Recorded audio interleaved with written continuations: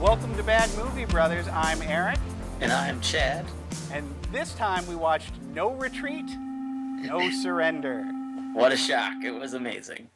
This was, hands down, I'm going to call it here at the top of the show, my favorite movie we've ever done, bar none. No? It was the most exciting.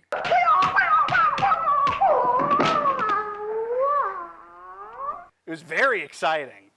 But the story is one of the worst. Oh, there's no story. Nothing makes any sense at any point in this movie. No, it's awful. And I sort of love it for that. It reminded me of Enter the Dragon or whatever that one is, except not good. Right. Well, it's a Karate Kid knockoff. Right, basically. Yeah. And like that's so the story, such as it is that this kid Jason moves to Seattle. Right. From LA, which is interesting because in the Karate Kid he moves to LA. But anyway. Was it LA or was it somewhere else? It might be San Francisco or San Diego. Yeah, it's but one of the others. Definitely California. Right. I'm ready to alienate that whole state. Okay. So he moves to Seattle. He makes friends with a guy named RJ. Jason loves karate, but the other kids who like karate don't like him. Right. And there's a karate tournament, and Jean-Claude Van Damme is there.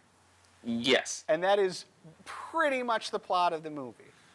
Pretty much. With some major exceptions that we will get into. Major exceptions you left out. But that's okay. I loved it. I loved everything about it. I thought it was so great. Love is strong. I enjoyed it. Love is strong. It's my favorite that we've watched. Well, that's all I'm saying. Okay. That's all I'm saying. All right, good. Would I watch it just, at random on an evening? Probably not. I might. But I think you usually watch these movies just once. Yeah. I usually have to watch them twice. Usually, sometimes I'll watch them a second time and fast forward, but this time I didn't. Yeah. This was the first time I was like, I'm going to enjoy sitting down and watching this again. Yes. I'm sure you saw some extra stuff that I missed. I sure did. Good. I sure did. Can't wait. I don't even know where to start. I'll start. So this movie starts in L.A. at a karate dojo. You're shooting past the lead on this one. I am. All right. So, I came in blind. Sure. And wait, what? No, I could see. I mean, I didn't know what the movie was. Okay, I was going to say it was a mistake to only listen to the audio of this movie.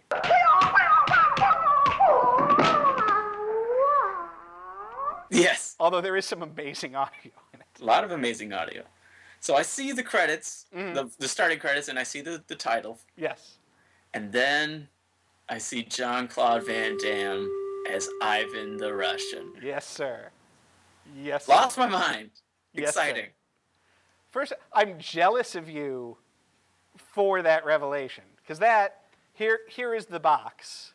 Yep. For the movie. Jean-Claude, prominently featured. And I thought he was going to be the star, but he wasn't. He is barely in it. Barely in it. 10 minutes. Barely in tops. Right. 10 minutes, tops. But every one of those minutes is a jewel. There's a lot of great JCVD in this movie. There is. So much. I don't want to front load the JCVD. I want people to watch the show. Okay. But so it starts. It starts with a trailer for a movie called Toy Soldiers. Looked awesome. Which involved a Gallagher pumpkin smash. Yes. And apparently stars Cleavon Little from Blazing Saddles. Jason Miller and Cleavon Little. It's like old times, I'm sorry. Right. Making this only the second movie I've heard of that features Cleavon Little from Blazing Saddles. The man gets around every once in a while. I guess. But it starts at an LA karate dojo that looks like it's run by the bad guy from the Karate Kid. Yes. And it's very aggressive. It seems really aggressive. He's like yelling at them and they're yelling back. Well, but that's just karate, I guess. Yeah, well, and that was the thing I really noticed about this movie. Is usually in these karate movies, especially these kid learns how to karate movies, there is a big emphasis on karate is for defense. Yeah, and usually in the other movies, the kid isn't in karate to start. Right. But Usually this he has kid's to learn full-on karate. Yeah. This kid just has to learn somewhat better karate. A lot better karate. I don't know. Like, we're led to... Like, the movie the whole time wants us to believe that he's not so good at karate. Uh-huh. He's pretty good at karate. Okay. I will draw immediate attention to that opening scene where he gives crazy karate screams.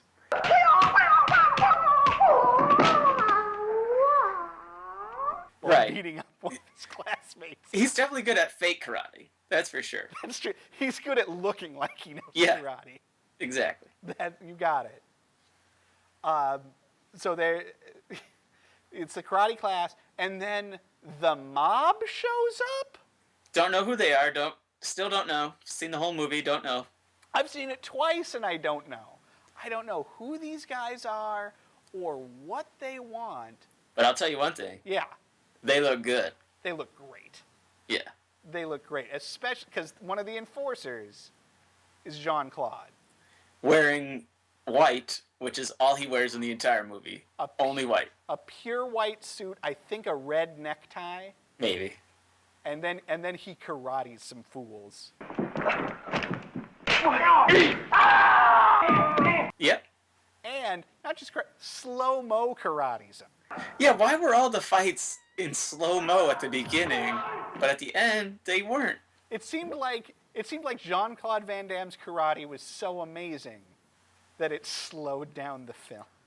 Well, I think there's some things we need to talk about his karate later on. Oh, absolutely. That I happened to read. Okay, I think I might have read the same things. Right. But we will absolutely have to talk about it. Okay. So great. So great. But yeah, the mob shows up, and it's like the usual shakedown scene. I guess, but we don't know anything about it. No, but do they want the dojo? Does the guy who owns the dojo owe them money?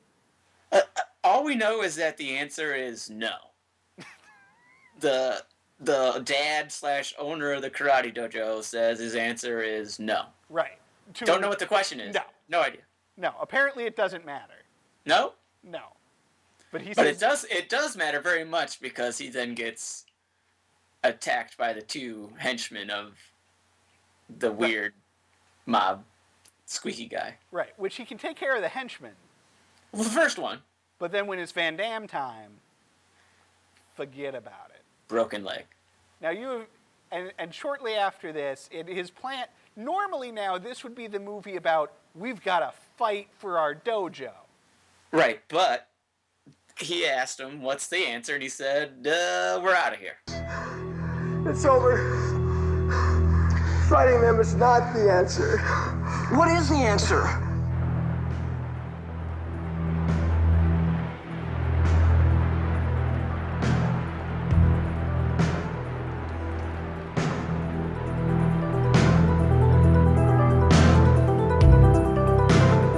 Yeah, his answer to having the mob show up at his dojo is 2 retreat and 2 surrender.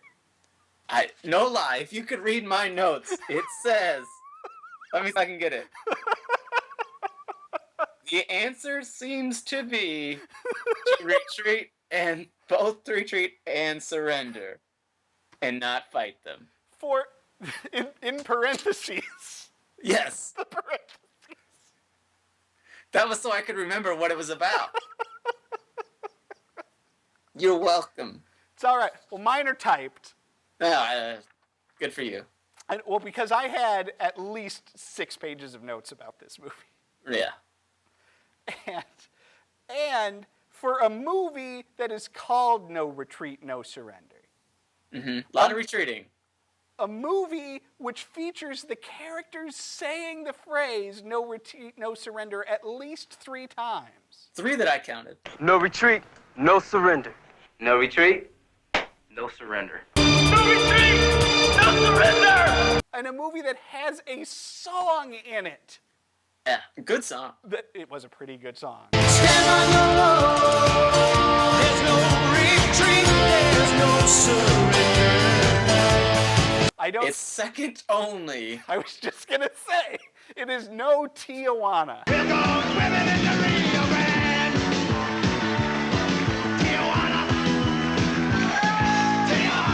It is second only to Tijuana, the No Retreat, No Surrender song.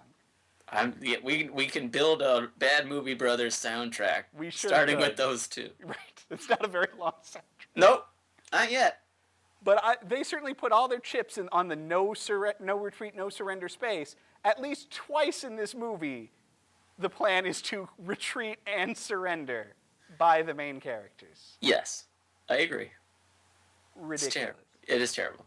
So they move now to Seattle, which they show the Space Needle, so we know it's Seattle. Right, and we still don't have any stakes for any of this, and I still don't know why I care about anybody. No, and I care more about Jean-Claude than these people. yeah, absolutely. But the movie is following Jason. Yes. Okay, and here's the thing, and they move to Seattle. They have a house waiting for them. Mm-hmm. There was no problem. Right. But the movie follows Jason. Now, you said something a bit earlier. You referred to the guy who owns the dojo as the guy who owns the dojo / dad. Right. I did not understand that he was the dad, that he was Jason's dad, until at least halfway through the movie. Really? Because Jason is at least 25. Yeah, 20-ish, 5-ish, yeah, somewhere in there. Yeah. So and his poor mother, we see her one time. Right. And that's it. Right, the way I figured it out was like there's a point when he's got a girlfriend in this movie, and he talks about going back to his mom's house, or he goes to a house and says, "Hi, Mom." And I'm like, what? That's the last thing I need. What's that? Some friend of my mom's. I'll never get any peace. Yeah. He lives with his mom? I thought he lived in this other guy's garage. No. Lived at home. Well, and watching it the second time, I realized, he calls the guy Dad very briefly. Yeah. After Jean-Claude breaks his arm. Right. In the dojo. But I just thought he was, a friend. Okay. Because, then they move to Seattle. The dad's got a broken leg or a broken arm or something. Right. They've got a car full of stuff. They're trying to move it in. They ask him to help. He waits until they're out of sight and bolts for the garage to set up his karate gear. Right. So I just automatically assumed, he lives in their garage. Yeah, see, your problem was, in The Karate Kid, he's very clearly a kid. Right. This guy looks like if our dad was in shape. Right. Yeah. He looks like, this guy is older than our dad was when he had me. Right. Almost older than our dad was when he had me. Yeah. And we're supposed to believe he's 14? Yeah, high school age of some sort. Although he never goes to school. School is not a part of this movie in any way, shape, or form. Karate school. Unlike The Karate Kid. Yes. Wherein Ralph Macchio does look like a teenager. Right. No. But we need to really dig into this move-in scene into this house. Oh, we sure do. Go ahead. Because we're introduced to two pivotal characters. One of which... Arguably my top two favorite non-Van Damme characters. Oh, clearly. Because Jason, let's get this out of the way. Jason is terrible. He's milquetoast.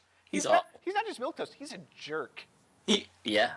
As evidenced by not helping his crippled father move into a house. Right. But please.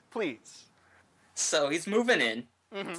And as he's doing this, I don't know which character's introduced first, but I'll say there's a fat kid on the side of the road just eating. Fat kid is introduced second. Okay, he's just eating what appears to be a big cake out of a bag by the handful and just all up in his face. There's no cleanliness going on. It's gross. It's one of the grossest things I've seen. First and off, he's super angry about it for no reason. First off, I am loath to call him fat kid. Because that's terrible.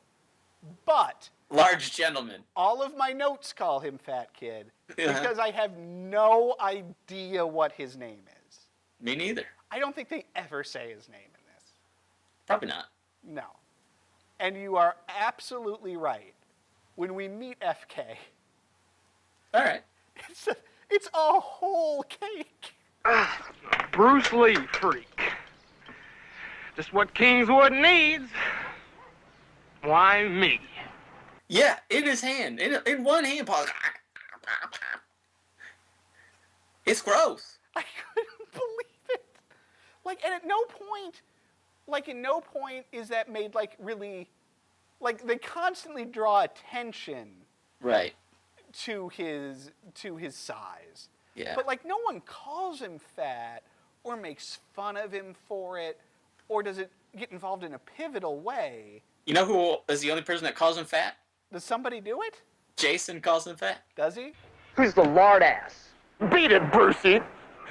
Go on home and play with your wooden dolly. Take a walk, fat boy. You stay out of this or you're gonna get hurt. Jason's Yeah. a jerk. He is. But you're right. Fat Kid sees Jason and his new friend RJ, who we will talk about in a moment, Right. and hates them for literally no reason. None. They don't take his cake. Well, I think he hated RJ to begin with, and then it transferred over. Why do you think he hated RJ? Well, I could really bring in something that I don't want to Right. for different reasons, but RJ is different than everybody else. Well, Number one. And number two, he's a gifted dancer that probably gets all the ladies that FK wants. Probably. But here's what I'm going to say about RJ. First off, RJ is amazing. Yes? If there is a true hero to this movie, it is RJ. And RJ reminded me a great deal of the sidekick from Breakin' 2, Electric Boogaloo. Yeah. He's great. His dancing is great. He's immediately charismatic. But you're right, FK hates him Yep. for no reason.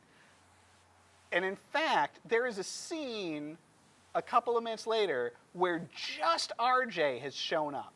Right. Right? FK and his pals are sitting around a restaurant. Some sort of burger joint.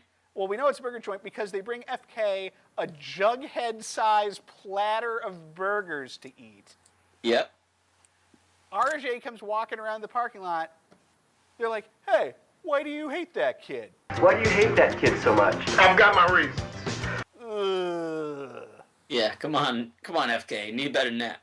Come on, movie. But hey, they're all in. They're ready to beat this kid up for that. Yeah, and that's awful. And they're not learning the true karate. No. They're out of control. But we're coming at this sideways. We need to talk about RJ. So he comes up out of nowhere on a bicycle On a bicycle, dribbling a basketball while playing a boombox. that he has, like, fashioned to the handlebars. Yeah, he's killing it. He sure is. And I'm literally impressed by how well he dribbles the basketball riding the bike. Right. I was like, oh, I could never do that. No. I would never be, because, first off, I can barely dribble a basketball, Right. let alone in motion up on a seat. But I have one major problem with RJ. And this goes to the directors and casting directors, Okay, I'm whoever. going to be interested to see if it's the same major problem I have with RJ. He goes into like certain dances and things, and there's very clearly like a body double, stunt double doing him.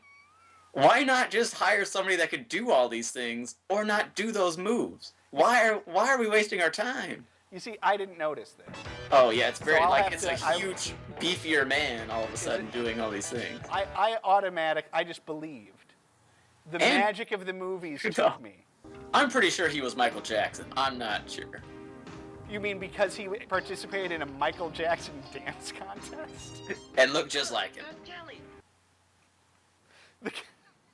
Because he shows up, I don't know what era Michael Jackson that is. It's like the Admiral uniform Right. from the album with like the circus kind of cover. I don't know what album that is. Yeah. But he shows up, and there are already two Beat It Michael Jacksons Yep. dancing, synchronized dancing in the club. Reminded me a lot of Revenge of the Nerds. Yes, it did. And Breakin'. Yes. In fact, if there had been a dance contest to save the dojo, I would have been the most excited I'd have ever been. Yeah.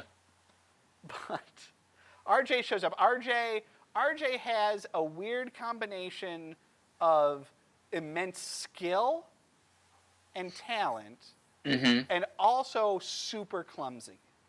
Right. Because he shows up, and the first thing he does is try to walk on some flimsy shelves. Now, mind you, we just saw Jason do the same sort of thing. Right. But Jason didn't break all of them. Wait! Not bad.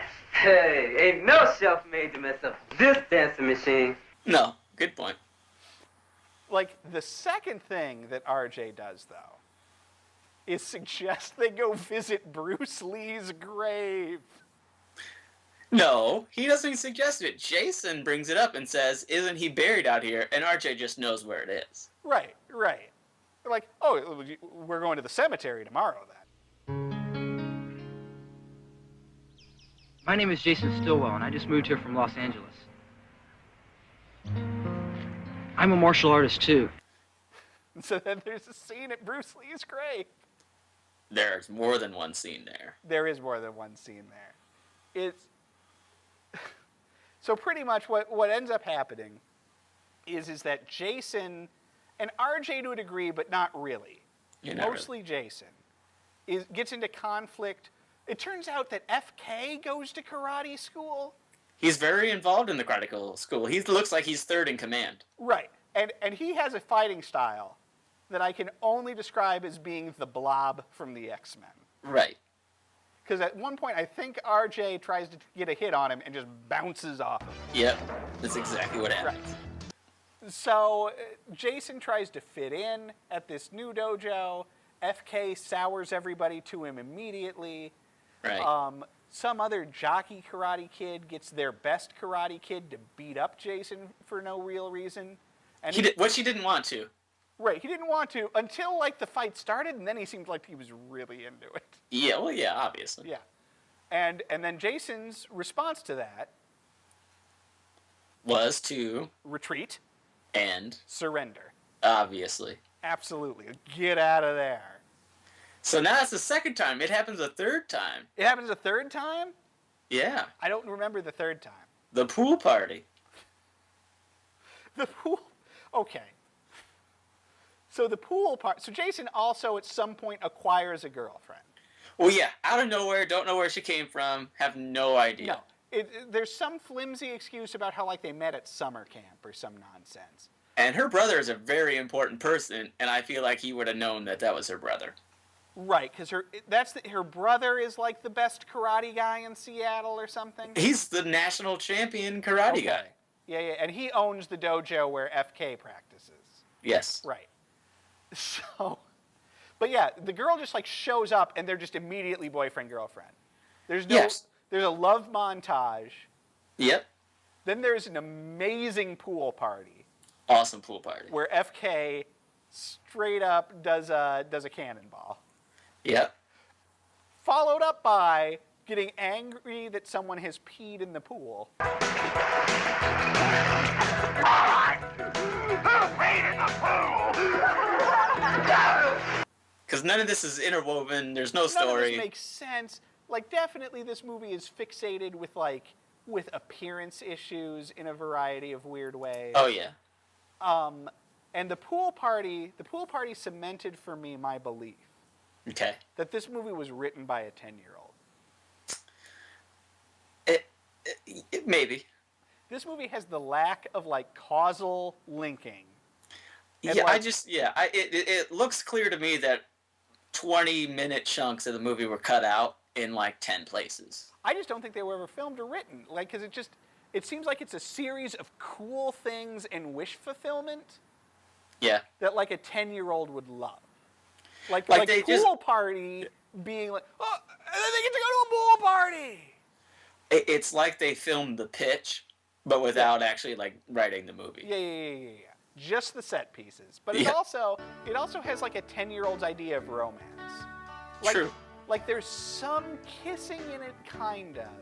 But mostly there's, like, a really long montage of like seeing the sights in Seattle. Sitting on a bench. Right.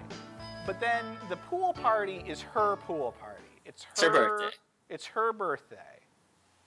Yep. And he gets her the greatest gift Yeah. I've ever seen in any movie.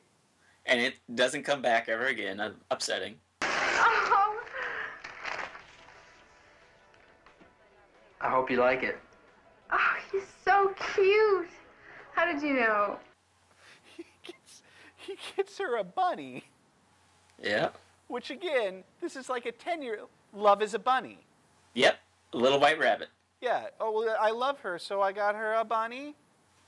Which leads to him getting absolutely wrecked by Dean. Right, Who the guy- almost the chokes jock- them on the table. Yeah, the jock karate guy Yeah. who wants to be the boyfriend. Right. Yeah, what does he do to him?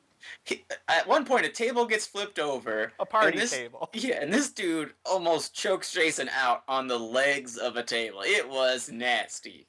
I couldn't, like there was a level of nastiness to that move. Yeah, It seemed completely uncharacteristic to the rest of the movie.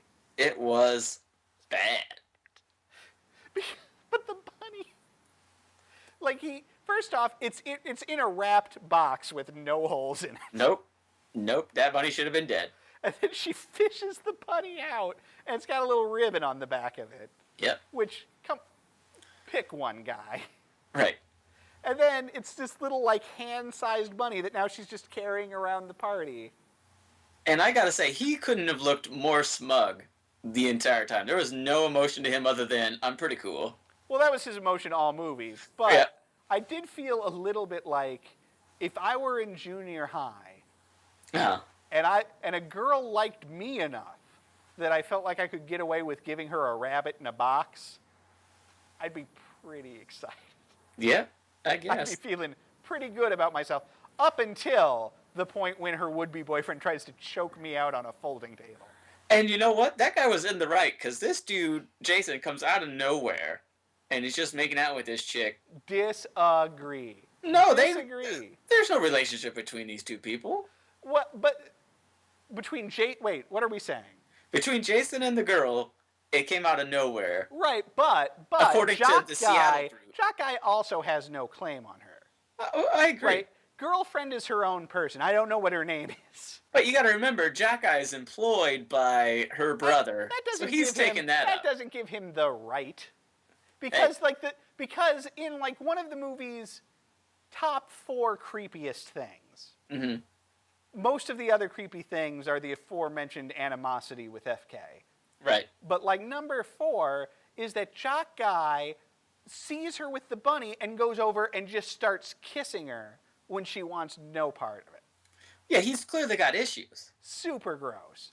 So he But- has no right to beat this kid up. And you know what? He was one of the nicer guys in the movie until FK soured him. He seemed pretty like, because when they go to the dojo, he's like head kid at the dojo. Yeah, he was super welcoming, super into it. Right. Well, because when they get there, Jason and RJ have to check in with the dojo secretary. Hi, can I help you? Yeah, I was thinking about joining. What do I do? Would you like to sit down? Sure. Making her officially the second best secretary in our movies. Who's first? The one from Rock and Roll High School Forever. Oh, yeah, that. No doubt. Yeah. Nobody can top that. Hi. We need to see Eagle Bauer as soon as possible. Animal, vegetable, or Musical. musical. Yeah. In any real movie, no less. No. Absolutely. That guy might still be my favorite character in all of our Yeah, movies. that was craziness. But in any event, so yeah, the pool party happens. He gets beaten up, and now becomes the time when he seems like, okay, now is when I need to learn good karate. Right. Oh, because I guess his dad also gets beat up at a bar. Because Yeah, his dad goes from owning a dojo to being a waiter at a dive bar. And here's a very real question about this whole thing. Okay. Is that FK? Thank you. Or not? I don't think it's FK, but I was like, is that FK's dad? I thought it was FK. Because they look a lot alike. I think it's FK. I don't think it's FK for one major reason. Okay. Two major reasons. One, I feel like we're to assume that they're all like high school kids. Uh-huh.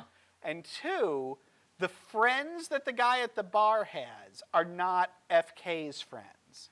They're like regular adult guys. So unless FK moonlights with a different group of thugs, but I do think it was like supposed to be FK's dad in some weird plot where like the whole family hates him or something. Okay, then two things. Either make that clear or get somebody that doesn't look like FK. Whoa. Did you just ask this movie to make something clear? Yeah. Yeah. Because it was confusing to me. It was very well because so after the party, he starts training for karate because he goes home. Well, I don't want to talk about that just yet. Okay. Because this is a big part of the movie. Okay.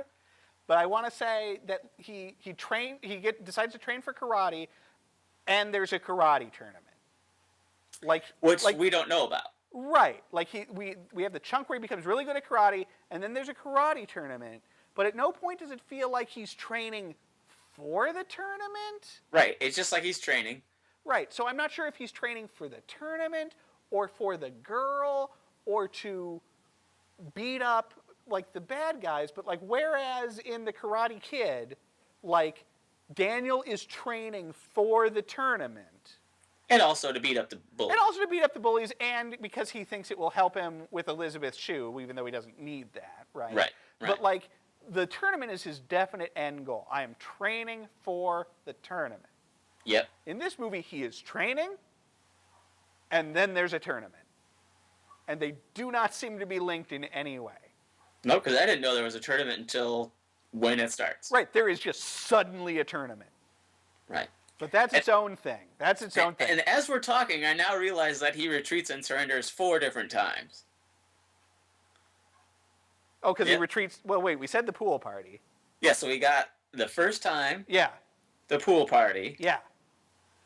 The second time at the dojo. Right. At the Seattle dojo. Yep. And now he after the pool party, as he retreats from the pool party, he goes home, and Papa Dojo is mad. Oh, right. Because he's getting into fights, and then he just tears down all the stuff in the garage. And what does Jason do? Don't do that! No! RJ tells him that there's an abandoned house down the street. Yeah, he retreats and surrenders to an abandoned house to do his karate there. Also, weird thing, RJ apparently lives in a backyard. Because he just knocks on the fence. Yeah, and then RJ pops up from that fence, Wilson from Home Improvement style. Yep. Wearing a hairnet. RJ! What the... Chief! So he goes to this abandoned house. This house is straight up haunted. But he has no problem with it. Well, because who improbably is it haunted by? I guess it's haunted by Bruce Lee. It's haunted by the ghost of Bruce Lee. Who's there? RJ, is that you? You know. You asked me to come.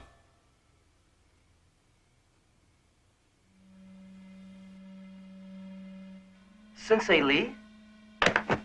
And the actor that they get is an actor who played Bruce Lee in 3 other movies. Oh. Like he doubled Bruce Lee in movies where Bruce Lee had died and then they wanted to finish the movie. Okay. So he's in 3 other movies where he plays Bruce Lee. Yep. And now he's in this movie playing the ghost of Bruce Lee. So in this Karate Kid knockoff, Mr. Miyagi is the ghost of Bruce Lee. Yep. But in this one, he doesn't waste time with the wax on, wax off stuff. He just straight up is karate stuff. Yeah, he's like, okay, well, here's some karate equipment. Yeah, kick it. Yeah, we're gonna punch it. Right. So the ghost shows up and gives him a pep talk. Yep. that involves a quasi Mr. Miyagi thing with a glass. Yeah. Which I liked. Yeah. The cup of my knowledge is more than your cup holds. Slowly, Digger. Then you can now learn, and you see why? Yes.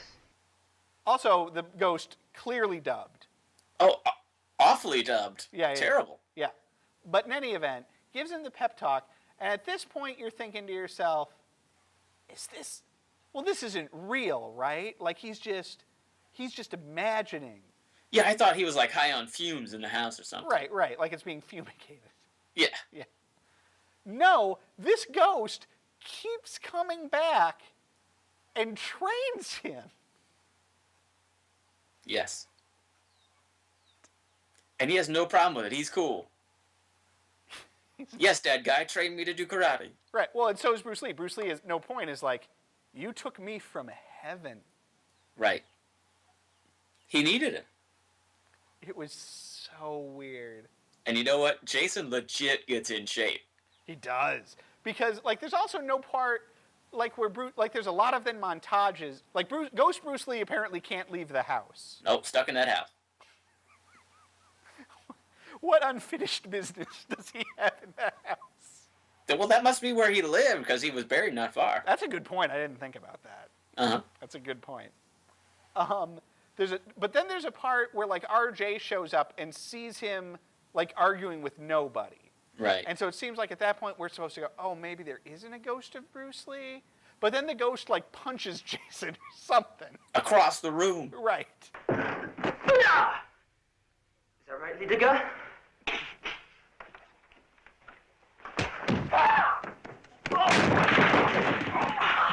Into RJ. So this is straight up a movie that is a standard karate action movie. Yep. And it has a ghost in it. And Jean-Claude Van Damme. And Van Damme. There's some wicked training montages. Great stuff. Where he dances on top of a picnic table. Yep. And then does upside down, like, sit-ups hanging from a basketball hoop. Those were the most violent sit-ups I've ever seen in my life. He's whapping into a piece of wood for no discernible reason. Yeah, why is it there? It's not like it was there and he started doing it. Like, he had clearly set it up for some reason. Yeah, never, ever seen anything like it. No, I could have used a scene where Ghost Bruce Lee says, all right. Here's what you need. Tomorrow morning, you're going to... I can't go. Right. Ghosts don't exist in sunlight. But you are going to go to the park with this board. What a weird setup. What a weird setup. So weird. But then it's tournament time. Out of nowhere. Out of nowhere, there's a tournament. Now, while the tournament in The Karate Kid is a very classy affair. Yep. This is just like a VFW. Yeah, this is like a neighborhood, hey, it's Seattle versus New York. Right. And then the mob is there. Yes. What do they want this time? Still don't know. From the dialogue, it seems like they want Seattle. From what I'm thinking, yeah, because it doesn't just make sense that they want Seattle. They wanted the other dojo earlier. Right. And they're clearly connected to New York dojo. Okay. I guess they just want all the dojos. But, like, they never say, like, this is for the dojo. They're like, Seattle. Yeah, they're like, if we beat Seattle, we win. If they lose, they lose. I don't know. I would like to believe, like, since this is already a movie where ghosts are real. Yeah. I would like to believe that this is a movie where the ownership of cities is decided in low-level karate events. Okay. And it was set up as each team had 3 men, and I guess they were going to fight, one-on-one, and then whoever had 2 wins of the cities won. Right. But what happens is... Well, time out. Go ahead. Because it's worth pointing out at this point that this movie spends an inexhaustible amount of time on the setup for the tournament. Oh, yeah. A lot of talking. Like, there must be a solid 10 minutes where they unnecessarily, like it's like you're there in a bad way. Ladies and gentlemen.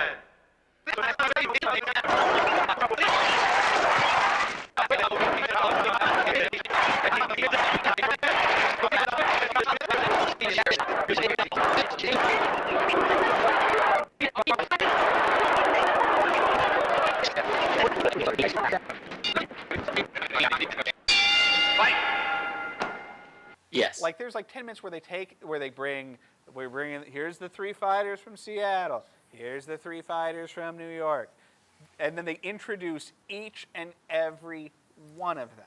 And this is after a good 5 minutes in the locker room. Right. And then none of it matters because the mob shows up, and their squeaky guy from before gets in the ring with Jean-Claude, and he says, these New York fighters aren't going to fight. It's just going to be Jean-Claude, and it's going to be the 3 Seattle fighters, and that's it. We're going to win, so suck it. And then we are going to own Seattle. Correct, I guess. Yeah. So first off, they just introduced 3 guys who don't matter. We had to sit there and hear all of their names. Yep. Secondly, then Jean-Claude comes out with the laziest hype men in the world following him. Yep.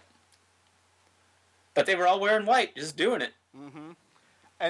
But then commences beatdowns. Oh man.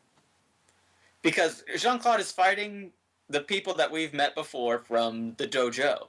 Mm-hmm. He's fighting the kid that beat up Jason first. Yep. Then he's gonna hit Jock Karate Guy. Yeah. And then he's gonna hit the girlfriend's brother who owns the dojo. Right. And he first off just wrecks the kid that beat up Jason. Absolutely beat down.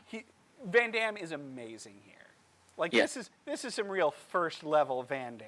This is early, like, full on potential Van Damme. Right. And watching this movie, you're watching it knowing this is like his first or second movie. And he does one of his greatest visuals I've ever seen. And I've seen like all of the movies. Well, because you're watching this movie saying to yourself, well, this is early Van Damme. This is not a Van Damme movie. He's just in this thing. He's not going to do his stuff. We're not going to get a trademark Van Damme split. No, we get the best one.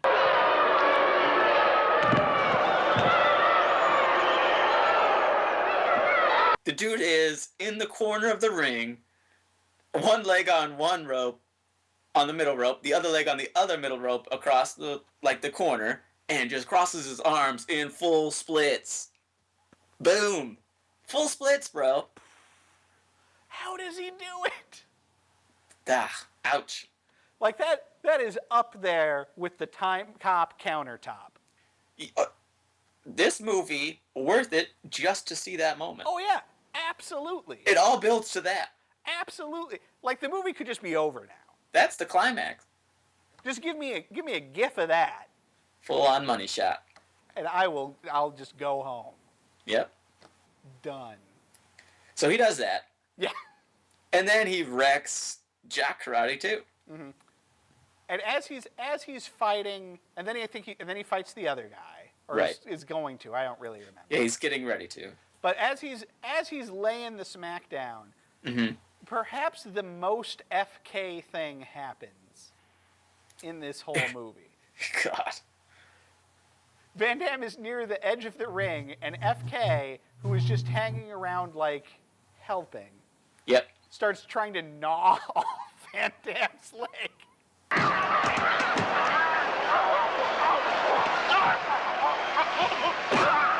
Because what else is he going to do? He's going to eat him. That's his karate, eating. What is wrong with this movie? This is not okay. No. And so he gets the owner of the dojo last, and it's a good fight. But then Jean-Claude snaps and just does some crazy stuff, like he's choking him with ropes in the ring. Oh, when he does that thing, he does that thing where he wraps him up in the ring so he can't fall down. Amazing. Amazing. Dastardly heel. Even Ted DiBiase would be proud. Yes, Van Damme's heel turn in this movie. There's no heel turn. He's just a heel. Well, because have we after from this point up through he's a bad guy here. I don't know if he's a bad guy again until Expendables 2. I think there's movies where he has twins and one of them turns evil, maybe. Well, that doesn't count. Yeah. But he's, he's kind of a heel in The Quest. Well, he's a heel in The Quest, and that The Quest is a terrible movie. No, he's trying to steal stuff and take people's spots. He's a heel. I don't know. Yeah, but yeah. Okay. Anyway, not this though. This is prime villainy. No, this is awesome. Then of course Jason jumps into the ring. But he's only brought in because the girlfriend gets a little bit pushed around by Jean-Claude. I guess. Yeah. And so then he gets in, and of course, it's not. You know how this movie's gonna end. Right. Of course, Jason beats Van Damme. Yeah. No retreat! No surrender!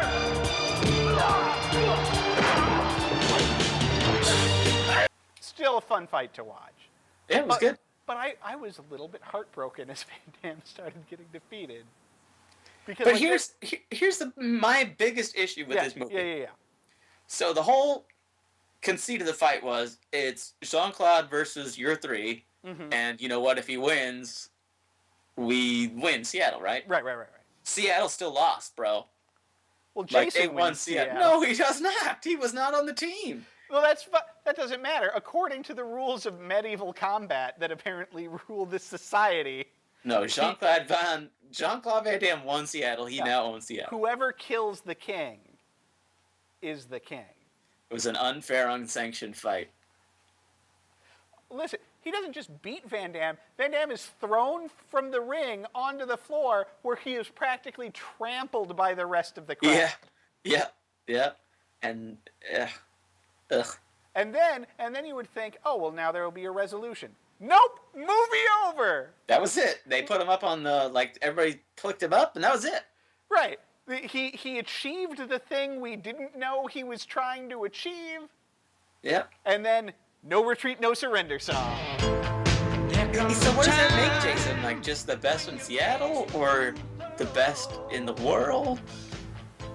Because who's Ivan the Russian? Is he the best in the world, or is he just a henchman? I think that Ivan is definitely off the card. Okay. He's there's your world champions and all that. He doesn't need that. Right. First off, if Ivan's the champion of anything, it's Kumite. Yeah, which they did say that word in this movie. Yeah, I know.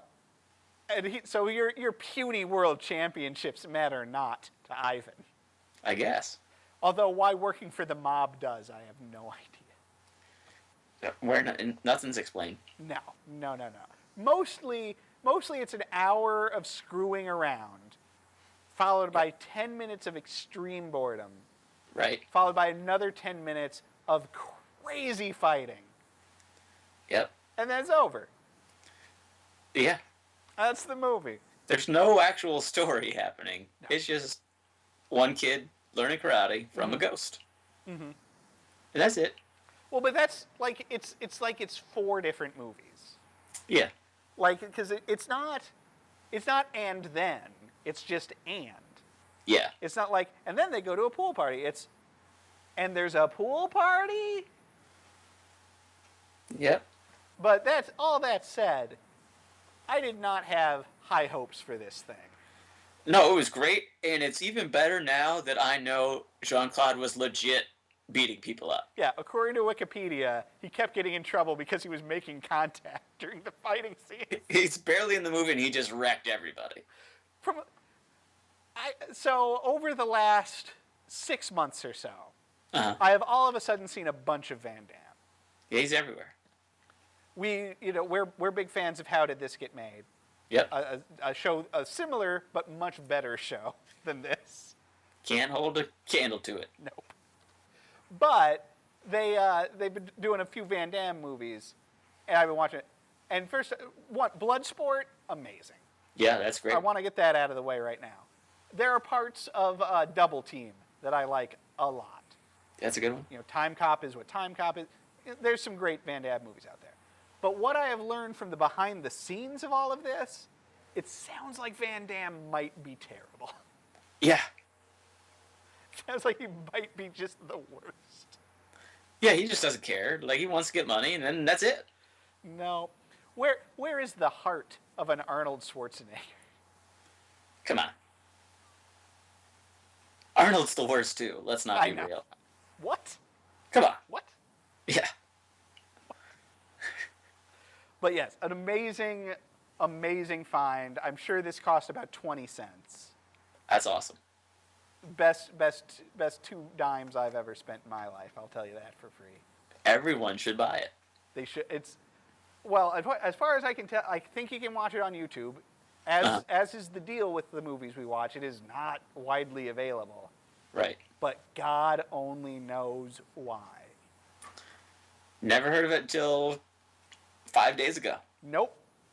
No, I put this in, and I thought to myself, I'll try it. I don't feel like this one's going to work out for us. Well, I put it in thinking to myself, oh man, this is going to be pretty action-packed because there's not going to be any retreating or surrendering. But damn, there was a lot. Yeah.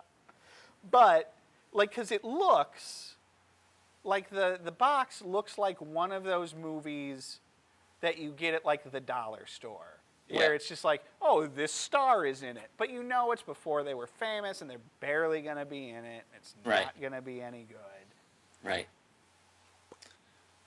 But, I mean, that's mostly what we got. But, again, this is still, so our previous favorite movie was My Chauffeur. We'll go swimming in the Rio Grande. Tijuana. Tijuana. Oh, yeah. I don't know if I could watch My Chauffeur again. Parts of it. Parts, but, you certainly wouldn't want to sit there and watch the whole thing. You know what, though? I'd rather watch a full movie of the old men in My Chauffeur sitting around that table than a full movie of, Ivan the Russian. Really? Yeah, I think so. Are you kidding? The movie that is the story of Ivan, the poor Russian farm boy. But here's the thing, they're not going to give you any of this. Who somehow comes to New York and gets involved with the mob in a plan to rough up karate dojos? No, see, you won't get any of the backstory. It'll just be your ands. There won't be any end-ends. Whereas the old men in the Chauffeur thing, they already did a good job with that. They'll keep doing a good job with that. They did a terrible job with Ivan the Russian. Here's the movie I want to see. Okay. You ready? No. Okay. I want to see the guy who sings Tijuana. Yeah. He travels across the country with the old men. Okay, they're driving him. Okay. Somewhere along the way, they pick up Ivan the Russian. Okay. He's down on his luck after these events. He lost Seattle. He's no good to anybody. Yeah, he's stuck in Kansas City now. Right. And where are they headed? Well, the guy that sings... What was that guy's name? Something cat. Something about cat, right? Something about cats. Yeah. So cat guy, the cat man. Cat daddy. The cat man.